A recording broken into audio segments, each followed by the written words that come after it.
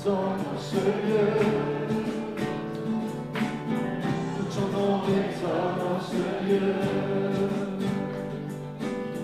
Que ton nom résonne dans ce lieu. Jésus, que ton nom résonne dans ce lieu. Que ton nom résonne dans ce lieu. Que ton nom résonne dans ce lieu. Que ton nom résonne dans ce lieu. Jésus, que ton nom résonne dans ce lieu. Que les murs tremblent au son de nos louanges, alors que nos voix s'unissent à celles des anges. Répands sur nous ton esprit, ta puissance. Oh Jésus,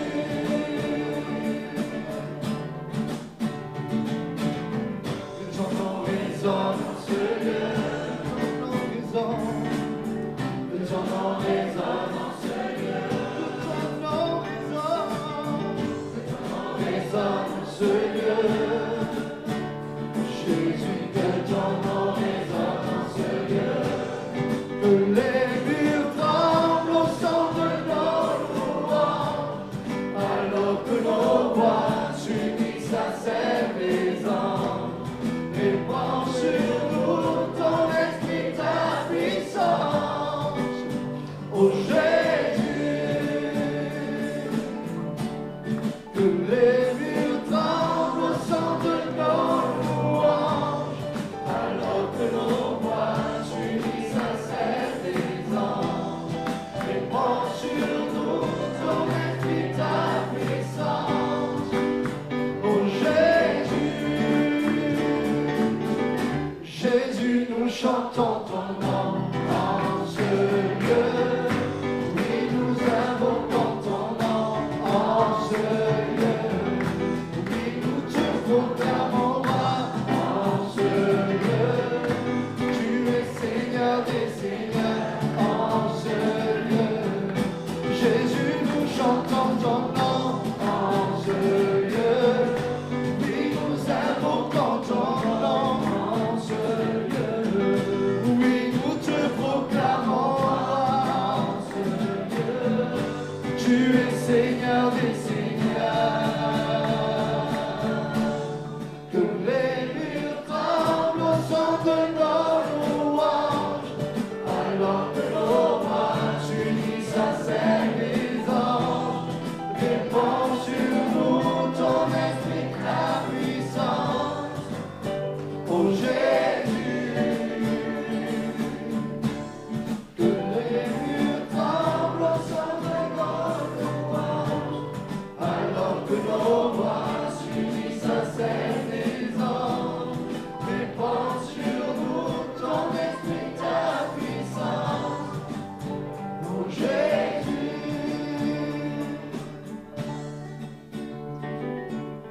que ton nom résonne dans ce lieu. Que ton nom résonne dans ce lieu.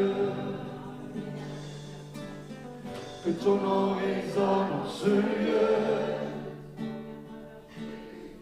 Jésus, que ton nom résonne dans ce lieu.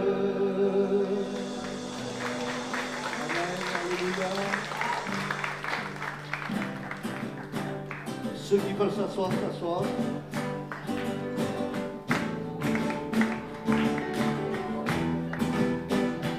Alléluia.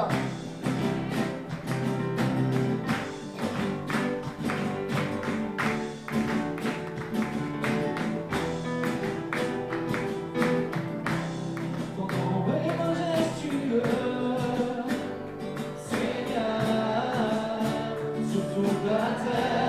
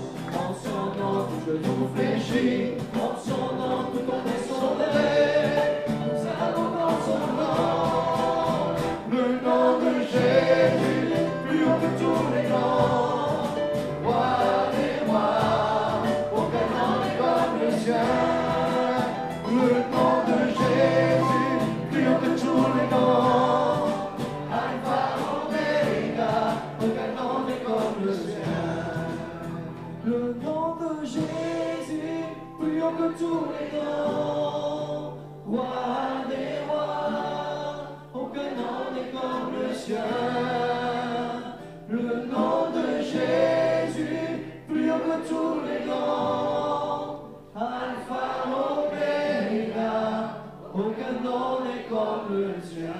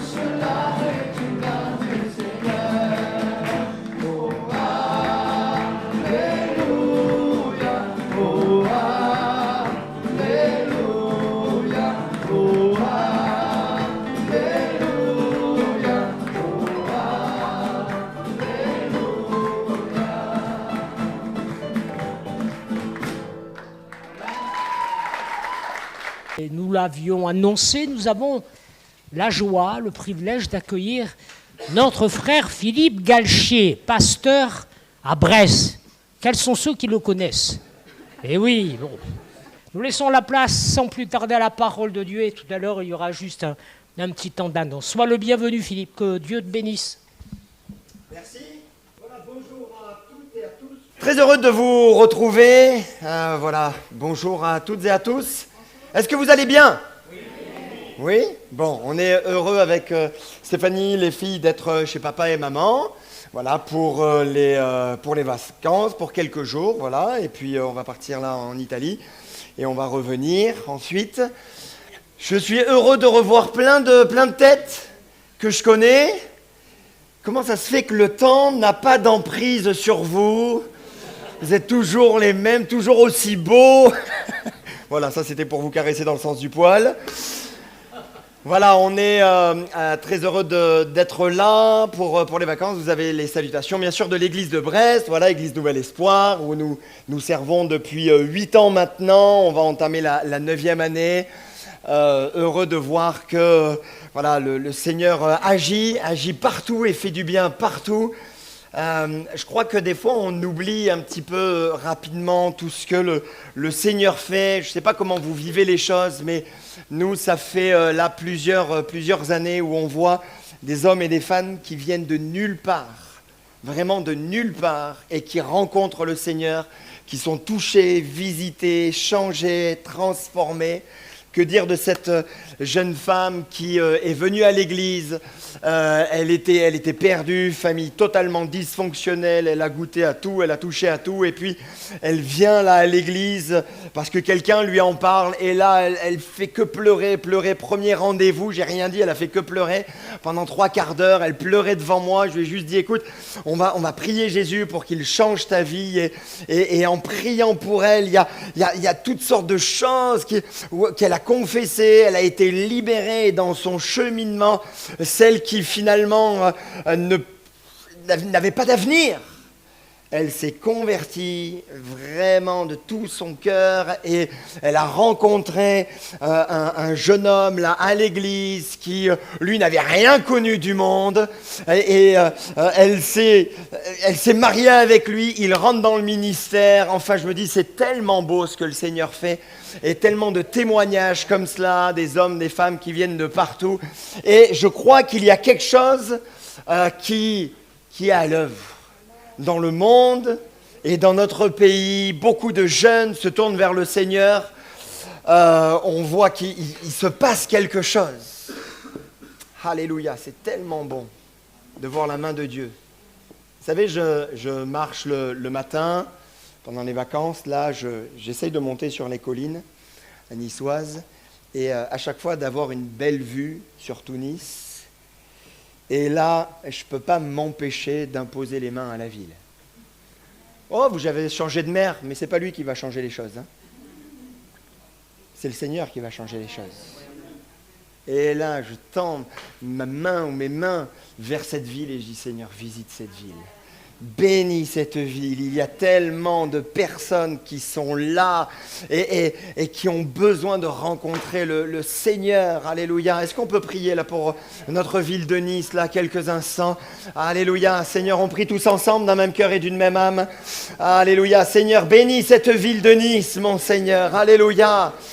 Alléluia, on parle de Nice la belle, mais mon Seigneur, nous voulons que, elle soit belle là, intérieurement, au-delà d'être belle extérieurement, qu'elle soit belle intérieurement, que des hommes, des femmes se tournent vers toi, mon Seigneur, alléluia, qu'il y ait une visitation de ton esprit.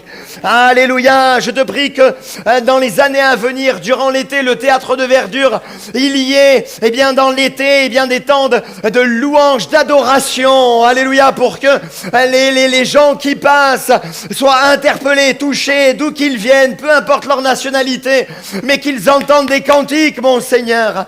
Seigneur, visite cette ville, pose tes mains sur cette ville, encourage cette ville. Bénis la nouvelle municipalité ainsi que tous ceux qui sont en responsabilité spirituelle là dans cette ville. Alléluia, toute l'équipe pastorale bien sûr ici dans cette église ainsi que dans toutes les églises là de Nice, mon Seigneur, ceux qui annoncent ton nom, qui prêchent ton nom avec zèle et avec force. Merci Seigneur, alléluia, bénis mon Seigneur cette ville pour ta gloire, Jésus. Amen. Alléluia. Il y a quelques semaines en arrière, j'étais tranquille chez moi et je scrollais sur Instagram. Ça vous arrive de scroller sur Instagram? On n'ose pas lever la main, on est à l'église quand même. Et les ados sont là. Quelques ados sont là, c'est bien, je suis content. Et on scrollait là sur Instagram et je suis tombé sur une publicité. Une publicité de lunettes de soleil et cette publicité m'a interpellé. C'était des lunettes de soleil, Marco Moretti, lunettes italiennes. Et là, d'un seul coup, quand j'ai regardé, je me suis dit, je leur ressemble au niveau capillaire, je suis musclé, beau gosse et tout ça. Oh, on n'est pas obligé d'éteindre la lumière, en fait. Et je me suis dit, allez, j'y vais, je me lance et j'achète. En plus, il y avait une promo, vous vous rendez compte, les 2 paires à 40 €. Enfin, je me suis dit, c'est l'affaire du siècle. Bref, je commande. Et puis là, donc, je commande et je regarde le suivi du colis parce qu'au bout de 3-4 jours, je ne reçois pas.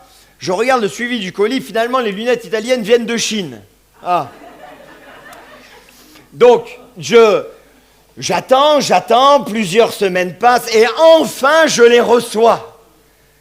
Là, bien emballés, je les sors et déjà rien qu'en les prenant, Je me dis, mais c'est cheap, c'est vraiment chinois, quoi. C'est un truc, ça vaut rien, en fait.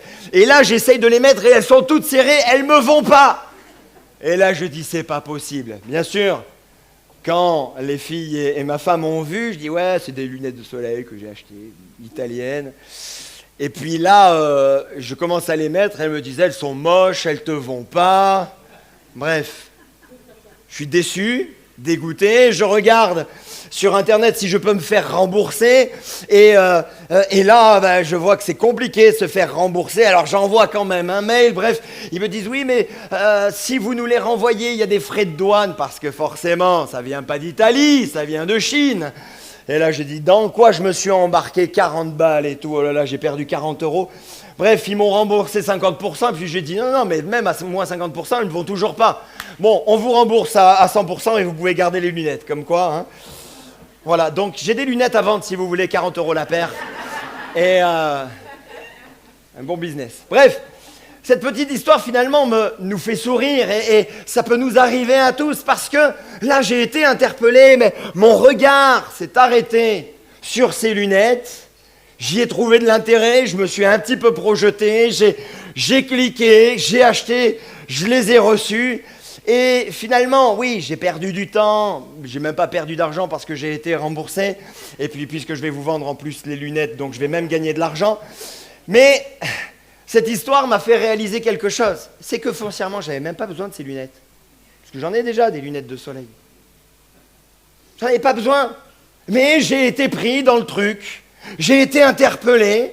Et finalement, même si c'est sans gravité, je me dis que quelquefois, certaines choses qui nous interpellent peuvent nous amener beaucoup plus loin.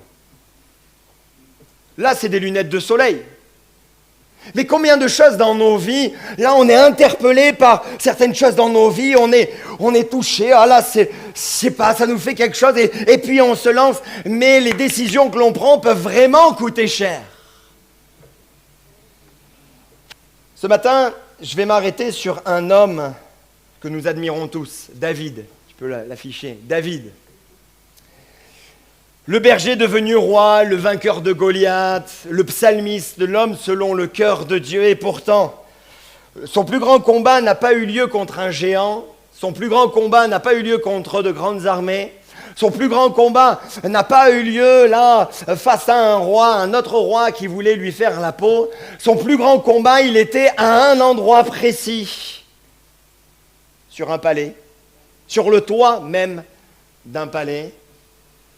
Avant même qu'il y ait un adultère, avant qu'il y ait un mensonge, avant qu'il y ait même un meurtre, ça a commencé par une pensée, une simple petite pensée. Un regard qui s'est un petit peu plus prolongé et finalement cette pensée l'a amené à prendre des décisions qui ont changé notre vie. Vous savez, changer sa vie. Vous savez, quelquefois on se dit mais Seigneur, comment je dois faire pour éviter les grands péchés? Seigneur, montre-moi pour que je ne tombe pas dans des grands péchés. Mais en fait, c'est même pas cette question qu'il faut poser. Dieu nous pose la question, qu'est-ce que tu fais de ces petites pensées qui prennent de plus en plus de place dans ta vie? Parce que quand on regarde la vie de David, et quand on regarde ce qui s'est passé pour David, une petite pensée l'a amené à basculer dans le péché et à avoir un impact pour lui, dans sa propre famille, avec tout ce que l'on peut savoir. J'aimerais juste rappeler qu'on parle de pensée, et tout à l'heure il en était question là. Une pensée ne nous définit pas. Et je veux vraiment appuyer là-dessus. Une pensée, là, qui traverse notre esprit, ne nous définit pas, ne te définit pas.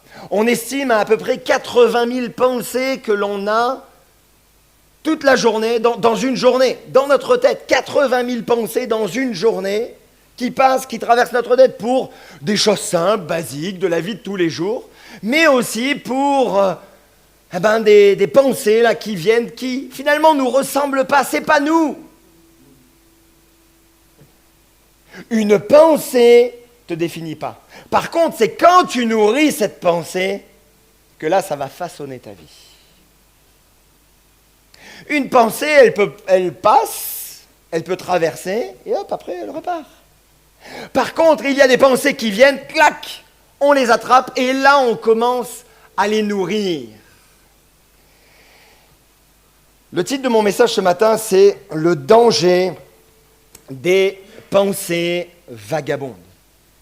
Et on est en plein milieu de l'été. Certains sont en vacances, d'autres vont peut-être partir en vacances, d'autres sont revenus de vacances, d'autres sont retraités, ils sont dans les vacances éternelles déjà, alléluia.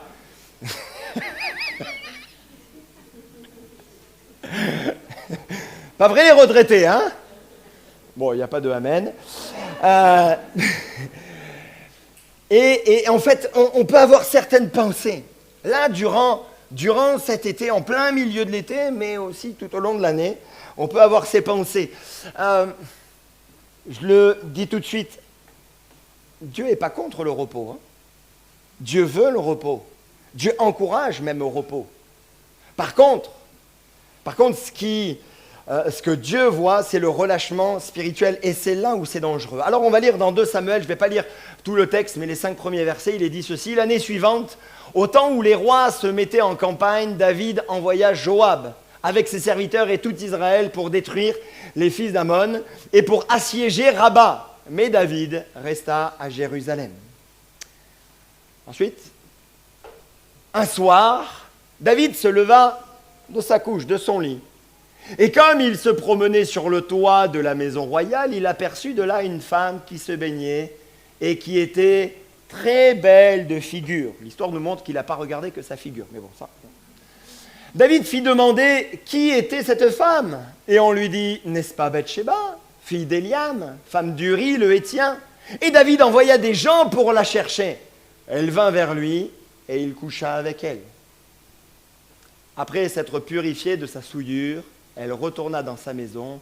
Cette femme devint enceinte et elle fit dire à David, « Je suis enceinte. »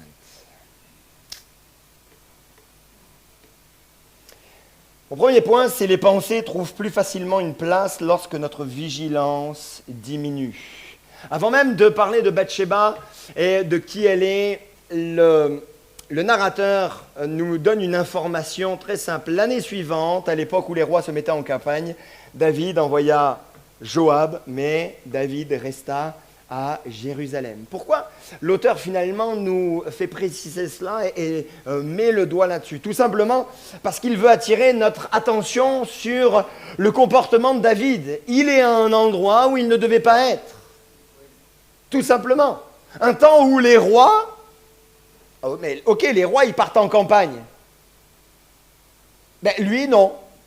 Lui, il ne part pas en campagne. Il n'est pas finalement à sa place. Et encore une fois, je veux le répéter, le texte ne condamne pas le repos parce que David aurait très bien pu dire, écoutez, ok, les rois partent en campagne, j'ai un bras droit qui est là, Joab, il va faire le job, il va faire le travail. Moi, j'ai vraiment besoin de me reposer, ça ne va pas, j'ai la tête dans le guidon toute l'année, j'ai besoin de me reposer. Et je pense qu'avec ça, il n'y aurait pas eu de problème. Mais là, le souci, c'est que ce n'est pas une question de repos, c'est une question il n'avait pas envie. Finalement, il était dans le confort. Vous savez, Jésus dira à ses disciples, « Venez à l'écart et reposez-vous un peu. Je vais m'occuper de la foule. Vous avez besoin de repos. » Et on a besoin de repos, on a besoin de s'aérer la tête, on a besoin de s'aérer l'esprit, on a besoin de reposer notre corps, on a besoin qu'il y ait des bulles ou pas de bulles, après vous faites comme vous voulez en fonction de vos moyens, mais on a besoin de se reposer. Mais là, le problème de David, c'est qu'il est devenu passif alors qu'il aurait dû être vigilant. Il est présent physiquement dans son palais, mais spirituellement, il y a quelque chose qui s'est relâché. Et souvent, c'est comme ça que les combats intérieurs commencent, par un petit relâchement. Les pensées les plus dangereuses, Les amis, ne frappe pas quand on est dans les moments difficiles, compliqués, parce qu'on sait très bien quand on passe par des difficultés et on apprend cela à l'église et on le sait au fond de nous, même quand on a plusieurs années de conversion, on sait que quand on passe par des moments difficiles, c'est là où quelquefois le diable vient nous attaquer et c'est des pots de banane qu'on voit à 10 000. Alors on évite, on sait que, ah bah tiens, on a des problèmes financiers et là on nous propose un raccourci qui est pas trop légal. Bon, bah on sait que c'est une peau de banane, ok, on le voit. On sait quand il y a des problèmes, des fois de santé, on pourrait être tenté parce que quelqu'un nous a dit, tiens, va voir un magnétiseur, va faire le pendule ou je ne sais quoi, ou alors bois tel breuvage. Non, je pense pas que ce soit, il n'y a pas de druide ici, hein. Et là, on sait que bon, voilà, on peut vite basculer sur d'autres aspects, mais bien souvent, là où ça commence, les grands combats, c'est quand on est relâché. C'est quand on est dans une forme de confort. Et c'est là qu'on peut tomber, et on dit, tiens, on reporte la lecture biblique, on prie quand on aura un petit peu le temps, on remet à plus tard la communion avec Dieu, et petit à petit, finalement, notre cœur devient disponible, mais pas forcément pour les bonnes choses.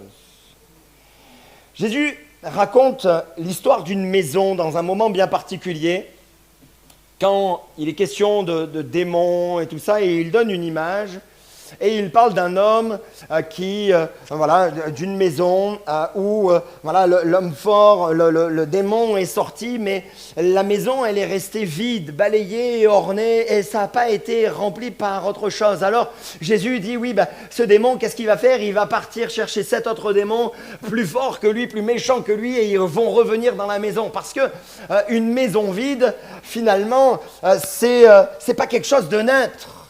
Et le vide n'est jamais neutre, et pour notre cœur non plus. Même si le repos est biblique, le relâchement spirituel, lui, est dangereux parce qu'on vide notre maison et on a besoin de cela, un petit peu s'aérer la tête, mais attention au vide parce que ça peut être rempli par d'autres choses. Voilà pourquoi la parole de Dieu nous donne des encouragements à celui, à celui qui est ferme dans ses intentions, tu assures une paix profonde parce qu'il se confie en toi. Celui qui est ferme dans ses intentions, je l'ai pris en second 21 pour que ça reste bien dans nos têtes. Même pendant le temps de repos, même pendant le temps où on se relâche, restons fermes dans nos intentions. Et que ce temps d'été, ce temps où on est un petit peu plus cool, un petit peu plus tranquille, même au travail, certains, ils prennent août, ils reprennent le travail en août parce qu'ils savent qu'en août c'est tranquille. Quelqu'un veut se confesser? Non. mais donc, où c'est un petit peu plus tranquille, restons fermes dans nos intentions, dans ce que le Seigneur a placé dans nos cœurs, dans nos âmes. David n'est pas tombé le jour où il a commis l'adultère, il a commencé à tomber le jour où sa vigilance s'est endormie. Vous savez, le plus grand danger du chrétien, ce n'est pas forcément quand il est fatigué. Le plus grand danger du chrétien, c'est quand il devient confortable.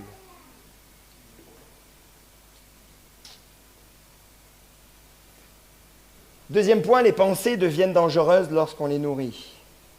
Le verset 2 nous dit simplement, David aperçut de la terrasse une femme qui se baignait. David fit demander qui était cette femme. Voir n'est pas un péché. Voir n'est pas un péché.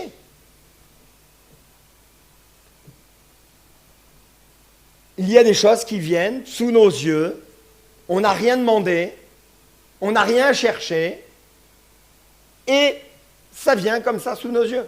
Je pense que ça nous est tous arrivé, où on est devant un bon film, on nous dit c'est super et on ne sait pas pourquoi, et il y a une scène qui est là, face à nous, et bam, ça nous tombe dessus. Ça n'apporte rien à l'histoire, mais pour vendre apparemment un petit peu plus, il faut assaisonner de certaines choses, d'impureté, de violence ou autre.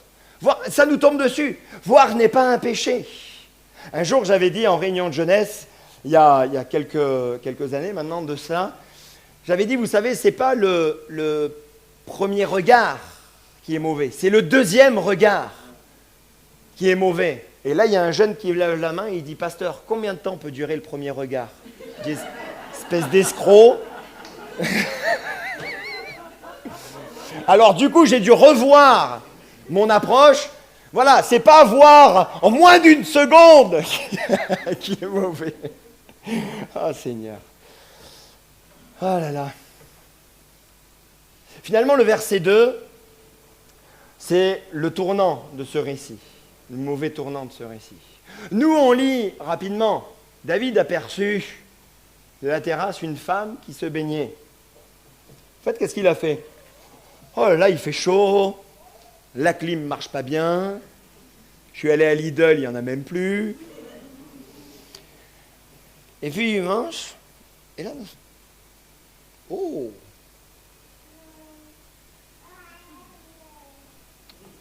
Oh!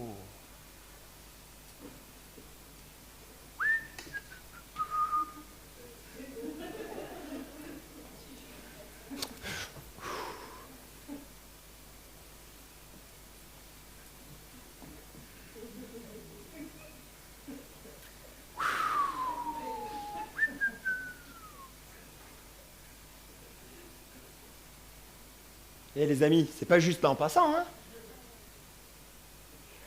Parce qu'il faisait sombre. Et en fait, il n'arrivait pas à voir qui c'était.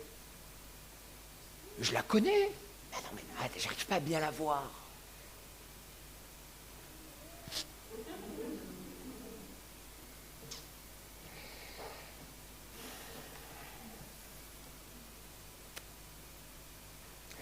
Il aurait très bien pu marcher. Oh là. On n'en parlerait même pas.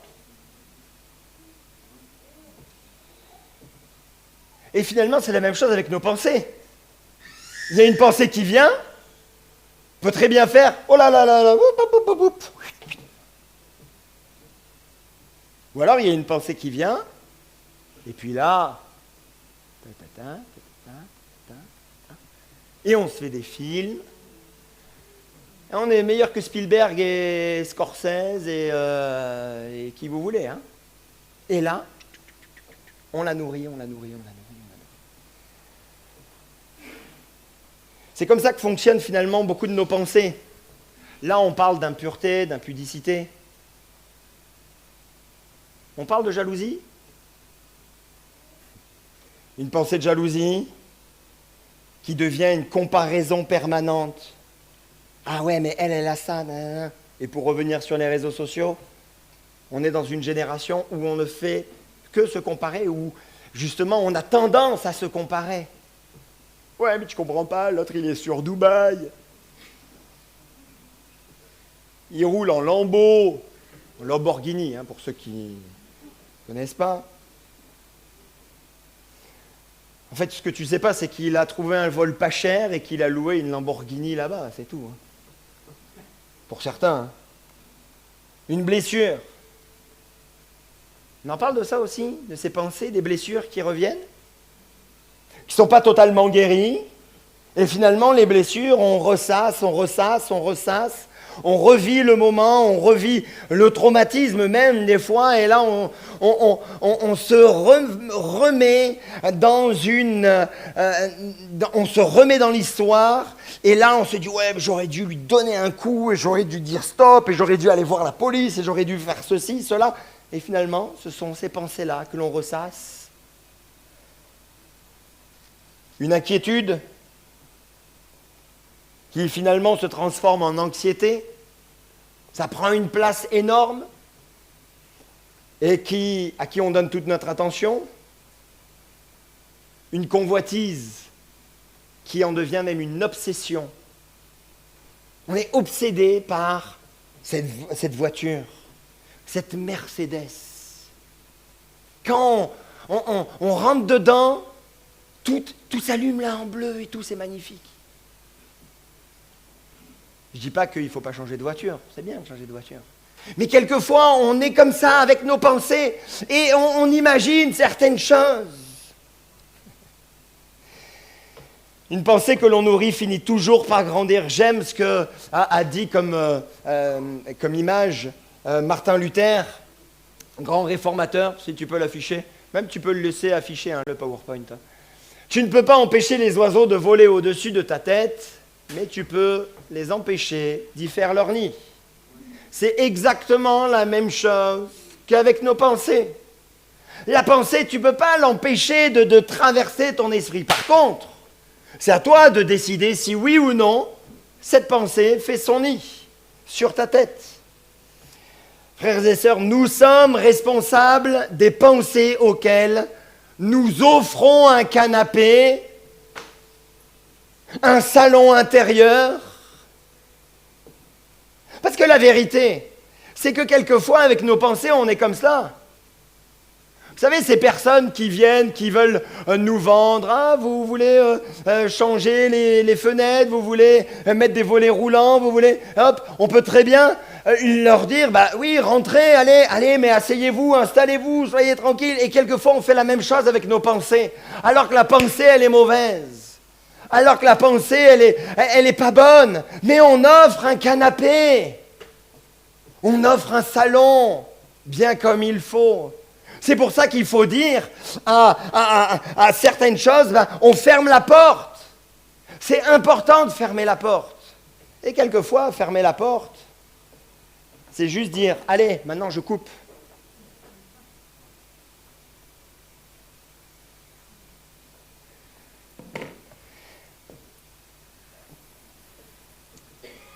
Certaines pensées doivent s'arrêter. Frères et sœurs, je vais venir vous chercher là un petit peu plus. Est-ce que vous accepteriez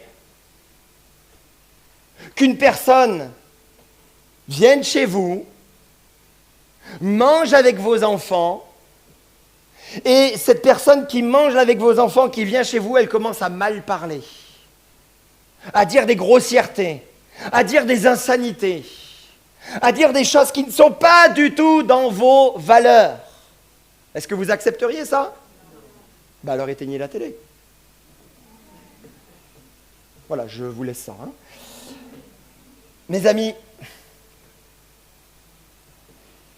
on a une télé à la maison, vous n'en faites pas. Hein. Je ne suis pas un samouraï de l'évangile ou un ayatollah. Okay. Mais je crois que quelquefois, il faut savoir fermer la porte à certaines choses qui vont influencer et nourrir nos pensées. Vous êtes d'accord avec ça? Oui. Je sais pas, je vous trouve endormi. Il faut monter la clim ou non, ça va. Ah, ils écoutent, c'est bien. Ce que tu nourris aujourd'hui va déterminer ce qui va grandir demain dans ta vie. Alors posons-nous ces questions très simples. Quelles sont ces pensées qu'on nourrit depuis des semaines? Qu'est-ce qu'on regarde continuellement? À quoi mon esprit revient sans cesse? Parce que vous savez, quand je parle de salon et tout ça, c'est agréable. Et quelquefois, dans nos pensées, on a notre endroit de réconfort. C'est réconfortant d'aller dans certains endroits, voilà, où on se retrouve, c'est notre petite vie, c'est notre vie imaginaire. Mes amis, si ce n'est pas dans les bonnes valeurs, si ce n'est pas dans les valeurs de la Bible, il faut dire, vous vous barrez, vous n'avez pas à être là, je vais changer la déco, je vais tout changer et je vais remplacer par autre chose de meilleur. Amen? Amen. Vous savez qu'en Bretagne, ils sont un petit peu plus chauds qu'ici, là, hein? Qu'est-ce qui vous arrive? Il faut dire amen, hein? Si vous êtes d'accord, bien sûr. Hein? Nos pensées deviennent souvent nos habitudes et nos habitudes finissent par finalement écrire notre histoire. Et c'est mon troisième point, les pensées finissent toujours par diriger notre vie. Finalement, à partir du verset 4, le rythme du récit s'accélère. C'est quand même assez marrant comment le narrateur a écrit cela. C'est qu'au début, il pose un petit peu le cadre. Voilà, il ne devait pas aller à la guerre et tout ça. Mais en fait, on voit que à partir que la pensée, elle est là, à partir du moment où il est allé plus loin pour connaître eh bien, le nom de cette femme, là, tout s'accélère. Et finalement, en quelques versets, il y a ce petit verset très court, la femme devint enceinte. Une seule phrase, mais plus rien ne sera comme avant. Une seule phrase. David pensait maîtriser la situation, comme beaucoup de personnes avant lui, comme beaucoup de personnes encore aujourd'hui. Et ça nous montre une chose, faut-il le rappeler, que le problème du péché, c'est qu'il promet toujours qu'on gardera le contrôle. Mais on sait que c'est totalement faux. On croit, et c'est là ce qui est le plus insidieux dans le péché. C'est bon, t'en fais pas. Je gère. J'ai réussi à cacher. J'ai réussi à mentir. J'ai réussi à porter un masque. J'ai réussi à ceci, à cela. T'es gangréné, mon ami. C'est que ça a commencé à prendre la place dans ton cœur et dans ta vie. Tu crois que tu contrôles. Un jour, tu te réveilleras et tu te diras, qu'est-ce que j'ai été bête. Comment j'ai pu me faire avoir? C'est bon, je gère. Non, tu ne gères pas. Au début, nous croyons conduire nos pensées, puis un jour, nous découvrons que ce sont elles qui nous conduisent. Regardez la progression des verbes dans ce chapitre. David voit, David demande, David envoie, David prend. Et là, tout change. On voit que David cache, David va manipuler, David va mentir, et David va faire tuer Uri. Je vous invite à relire ce texte on est en moins 1000 avant Jésus-Christ, à peu près, hein. Mais finalement, ça nous parle tellement, et c'est tellement nous. David se voit, demande, envoie, prend, et ça, c'est ce qu'on a lu. Mais la suite de l'histoire, c'est quoi? C'est que, quand il apprend que la femme est enceinte, là, il commence à se dire, tiens, je vais monter un plan. Je vais faire venir Uri, il faut qu'il aille voir sa femme, comme ça, hop, il va passer du bon temps avec sa femme. Ah voilà, tiens, il y a un enfant qui vient. Mais le gars, il est tellement fidèle, même rond, il ne rentre même pas dans sa maison. Même bourré, il ne rentre pas dans sa maison. Il dit, ah ben non, mais c'est pas possible. Enfin, c'est pas possible. Enfin, voilà. Il disait un truc comme ça, quoi. Et il est resté là devant sa maison. Une fois, deux fois. Qu'est-ce qu'on fait? Pas grave, j'ai de la suite dans les idées. Allez, mets-le, Joab, mets-le au plus fort du combat. Qui meurt? Et là, bien sûr, il meurt. Et David, tellement gentil. Oh, cette veuve d'un homme qui était tellement bon, un vrai combattant. Il faut que je la prenne pour épouse. C'est ça la suite de l'histoire, si vous ne connaissez pas l'histoire.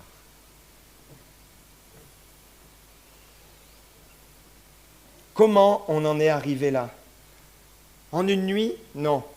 Par une pensée qu'il a refusé d'arrêter.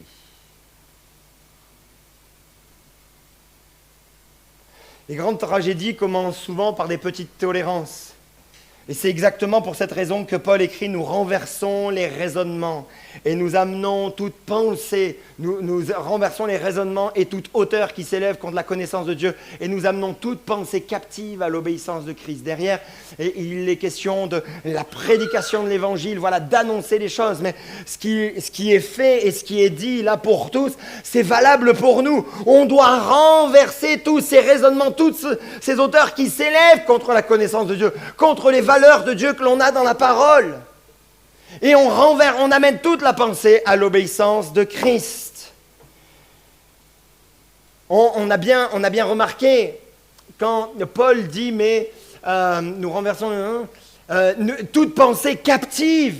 Nous amenons toute pensée captive à l'obéissance de Christ. Il ne parle pas des actes. Non, on veut que les actes, ça c'est la religion. Le véritable évangile, ça commence là. C'est les pensées. Prendre le dessus sur les pensées. Parce qu'il sait très bien que les actes ne sont que les fruits, les pensées sont les racines.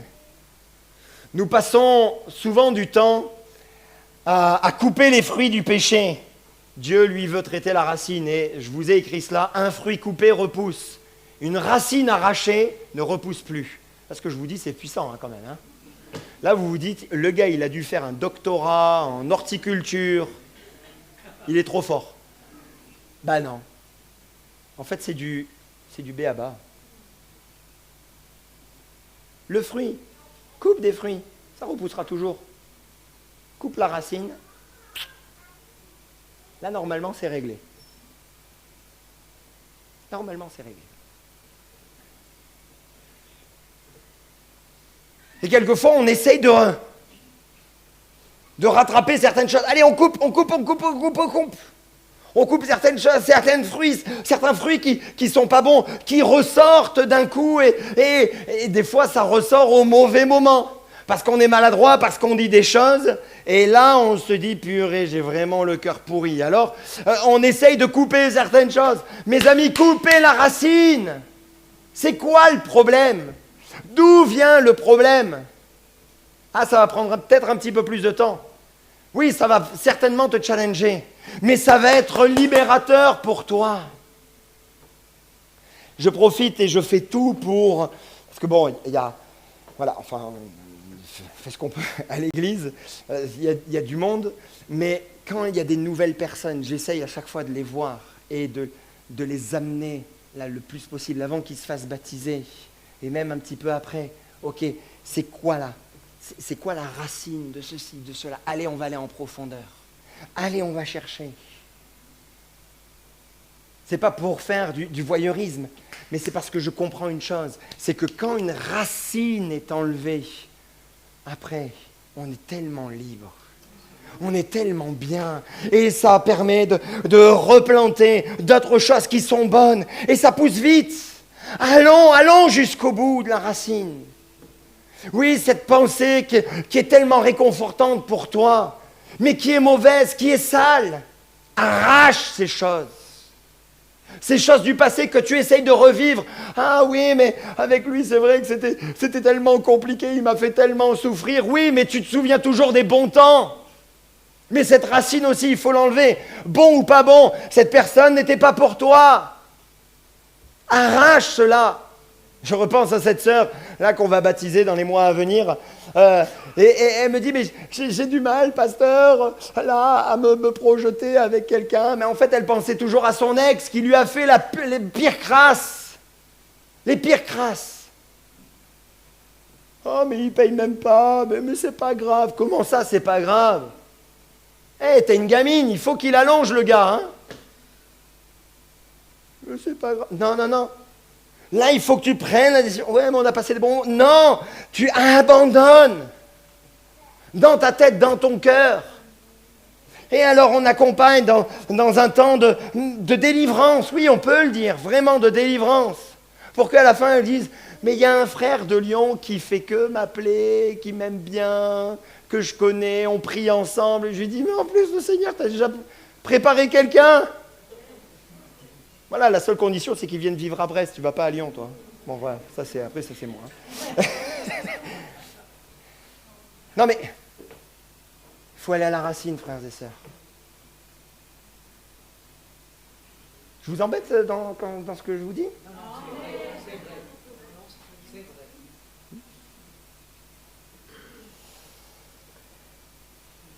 Dernier point, les pensées qui façonnent une vie.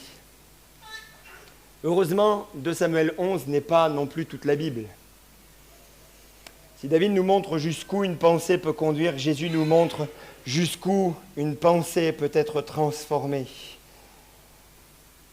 Parce que si on s'arrêtait à dire, mais arrêtez de penser ça, c'est pas l'évangile. C'est pas ça l'évangile. Arrête de penser ça, arrête de penser ça.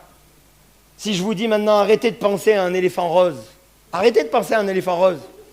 Enfin, arrêtez de penser à un éléphant rose. Et voilà, je l'ai dit. On voit l'éléphant rose. C'est sûr. Bon, maintenant, revenez avec moi. Hein. Arrêtez de penser à l'éléphant rose. Et ça va rester dans votre tête, forcément. Allez, je passe vite. Hein. Dieu ne remplit jamais du vide avec du vide. Et c'est là la force de l'évangile. C'est là la force de notre foi. C'est que le Seigneur ne dit pas « Allez, faites du ménage !» Et après, il s'en va. Non. Il vient pour remplir. Il vient pour remplir ton cœur. Il vient pour remplir ta vie. Le psalmiste donne des pistes de réflexion. Heureux l'homme qui ne marche pas selon le conseil des méchants, qui ne s'arrête pas sur la voie des pécheurs et qui ne s'assied pas en compagnie des moqueurs, mais qui trouve son plaisir dans la loi de l'Éternel et qui la médite jour et nuit. Il ne dit pas seulement de se détourner des méchants, il dit de combler avec autre chose. Allez, j'ouvre et je ferme très rapidement la parenthèse. Marche pas, s'arrête, ne s'assied pas. Qu'est-ce que l'on voit? On voit qu'on peut marcher là avec la pensée. On peut marcher avec notre pensée. Mais à un moment donné, la pensée, elle va nous arrêter. Et la pensée, pire que cela, elle va nous amener à s'asseoir. Et on n'avance plus.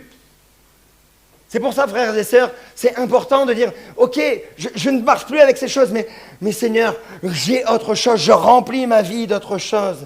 Colossiens 3, 1, 2, si donc vous êtes ressuscités avec Christ, recherchez les choses d'en haut où Christ est assis à la droite de Dieu, affectionnez-vous.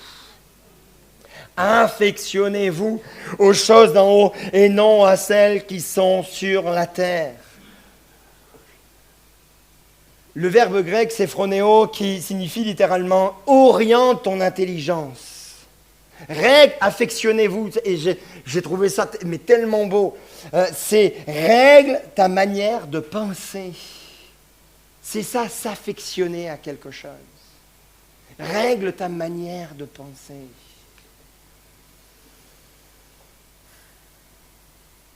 Lorsque notre cœur est occupé par la parole, la prière, l'adoration, la communion fraternelle, les pensées vagabondes trouvent moins de place pour s'installer. Voilà pourquoi la vie chrétienne n'est pas juste une lutte contre le péché, c'est une relation que l'on nourrit avec Christ. Vous savez, les moments que je passe super en ce moment, c'est, bien sûr, il y a parole, on prie, mais c'est quand je vais faire le sport. J'ai mon temps où je mets là mes écouteurs, et je suis sur mon machin. Et je cours et je fais des pompes sur un bras et tout. Enfin bref.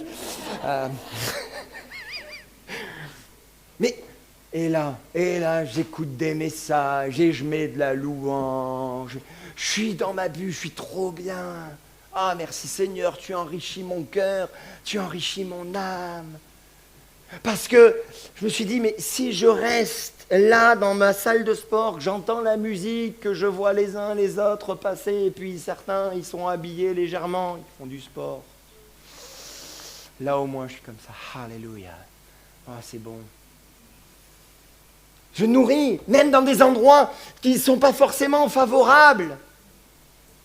C'est pas juste se couper de tout. Et monter à Lucéram ou je ne sais où, là. Il n'y a personne qui habite Lucéram. Bon. Ah oui, mince. Mais c'est très beau et c'est très bien. Voilà, allez là-bas, c'est incroyable.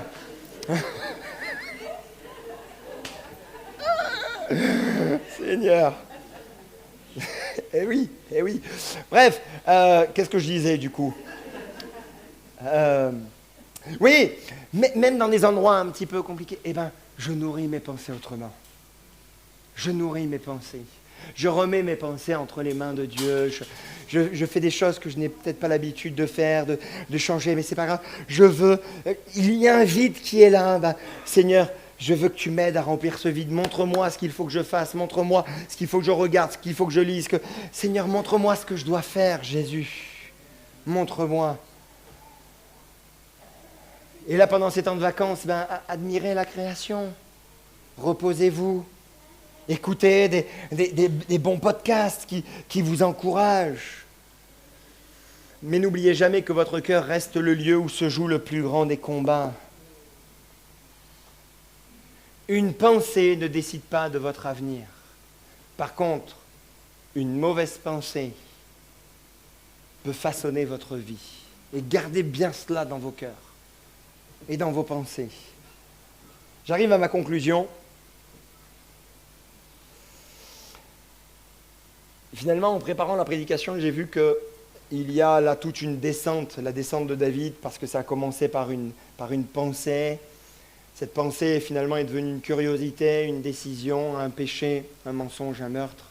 Et ça a eu des conséquences sur toute la famille. Et peut-être que certains disent, mais si vous saviez, si tu savais, Philippe, mais jusqu'où mes pensées m'ont amené, jusqu'où elles m'ont conduite, ces pensées. Pour être très vrai avec vous, il y a eu ce moment-là, mais la force de David, et c'est selon moi ce que je découvre justement dans l'homme selon le cœur de Dieu, c'est que alors que le prophète le pointe un petit peu du doigt, je passe tous les détails, cet homme s'est repenti, David s'est repenti, et il y a le psaume 51 qui est une pépite, qui est d'une beauté, je vous invite vraiment à le lire, où on voit un homme qui va répandre son cœur devant le Seigneur. Qui va répandre son cœur devant le Seigneur. Rien que vous en parlez, j'ai des frissons. Il revient à Dieu. Il vient vers ce Dieu qui pardonne, qui restaure, qui renouvelle. Et là où finalement le péché a écrit F-I-N, fin, Dieu a décidé de faire une œuvre dans son cœur, de faire une œuvre dans sa vie. Bien sûr que sa vie n'a plus été pareille, notamment au niveau familial, mais il n'est pas resté sans rien faire. Et c'est devenu pour les rois suivants comme la valeur étalon de l'homme selon le cœur de Dieu, qui savait rechercher Dieu. Et quelqu'un un homme et une femme selon le cœur de Dieu, selon moi, c'est quelqu'un qui sait se repentir rapidement. Parce que Dieu aime cela. Dieu aime cette repentance qui est vraie, qui est sincère. Maintenant, on va reprendre le chemin inverse, dans l'autre sens. Si ton péché t'ont conduit à une chute, donc le plus bas, fais ce que David a fait, reconnais ton péché devant Dieu. Tant que, il ne parlait pas de son péché, il s'enfonçait davantage dans ses mensonges. Reconnais ton péché devant Dieu, demande pardon à Dieu, mais de tout ton cœur, dis-lui tout, il sait tout, et il aime cela. Parle-lui vraiment du plus profond de ton cœur. Et quand tu commences à sentir que c'est intellectuel, tu dis non, je redescends le curseur au niveau de mon âme, au niveau de mon cœur. Si ces pensées, cette pensée ou ces pensées t'ont amené jusqu'à la chute totale, repens-toi. Repens-toi, demande pardon de tout ton cœur à Dieu. N'attends pas qu'il y ait d'autres conséquences. Parle à Jésus définitivement. Parle-lui. Exprime-lui les choses. Oui, ok, il y a des choses, tu les as subies. D'autres, tu t'es engouffré dedans. Mais il va à la fois te pardonner les péchés, mais aussi guérir ton cœur. Il ne va pas juste dire « Oh, t'es un pécheur, t'es une pécheresse. Oh là là là. » Non. Il va te dire « Moi, le péché, je l'ai pris à la croix. Et ta blessure de cœur, je vais la guérir en profondeur. » Si tes pensées dirigent aujourd'hui ta vie, oh, t'as pas encore basculé, mais tu sens que ça dirige ta vie. Et tu rentres à la maison et avant de te coucher, oh, il faut que tu nourrisses un petit peu cette pensée. Tu la nourris. Laisse désormais Dieu diriger tes pensées. Voilà pourquoi Paul dira, mais soyez transformés par le renouvellement de la pensée. Soyez transformés. Tu as des pensées, tu te mets à parler en langue. Tu as des pensées, tu mets de la louange. Tu as certaines pensées, tu penses à autre chose, tu penses à Dieu, tu parles à Dieu, tu pries Dieu.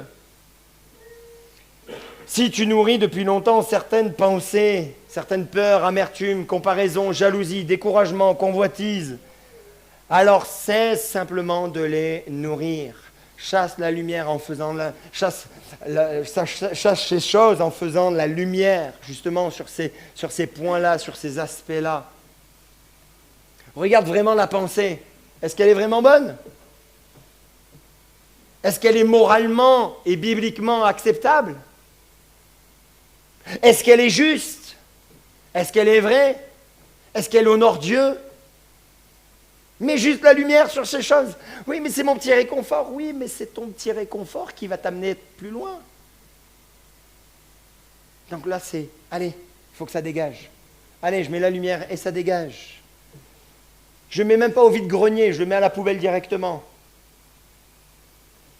Enfin, si tu as baissé la garde, retrouve juste ta vigilance.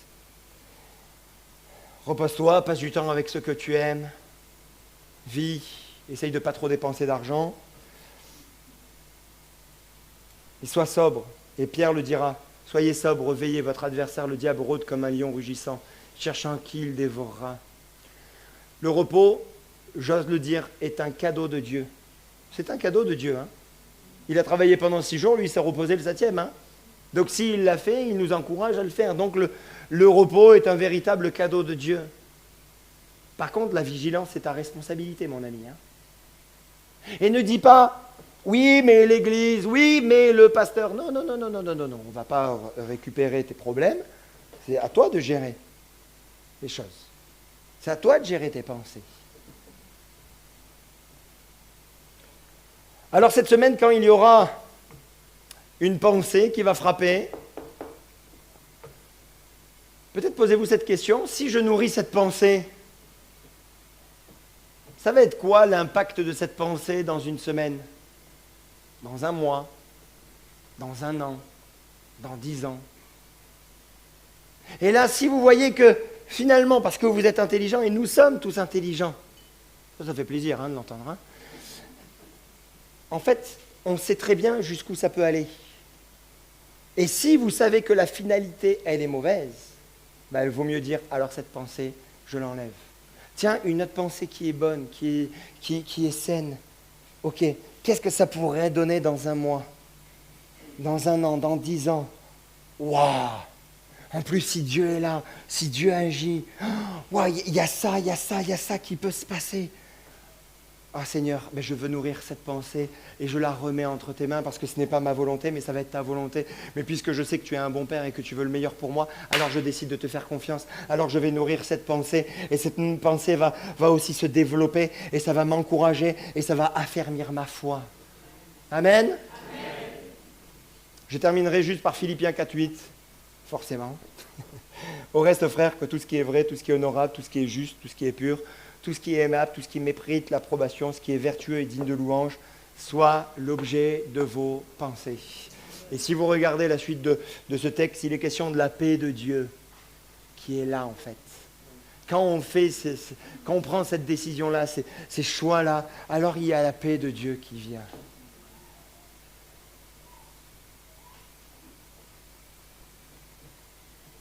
Vous êtes d'accord avec ça? Désolé, ce n'était pas un message gentil là qui nous encourage, mais voilà, pour vous encourager là en plein milieu de l'été à tenir bon. Vous avez fait déjà des progrès, vous vivez des belles choses, alléluia. Je crois qu'on peut aller plus loin. Et peut-être que c'est bon d'en parler même maintenant pour qu'à la rentrée, vous soyez en feu, avec de bonnes pensées, avec de bonnes visions, avec un cœur renouvelé qui va permettre justement d'avancer. Alors oui, il y a des choses qui sont un petit peu intrusives, ou qui ne sont pas forcément agréables à entendre, mais notre rôle, c'est aussi de dire les choses. Et ce que, bien sûr, je vous dis ce matin, je me le dis à moi. Parce que les pensées, elles viennent. Hein. Croyez pas qu'on est en haut sur la montagne et que... Oh non, ça vient. Qu'est-ce que je fais avec ça? Je vous invite à fermer les yeux, on va ensemble prier.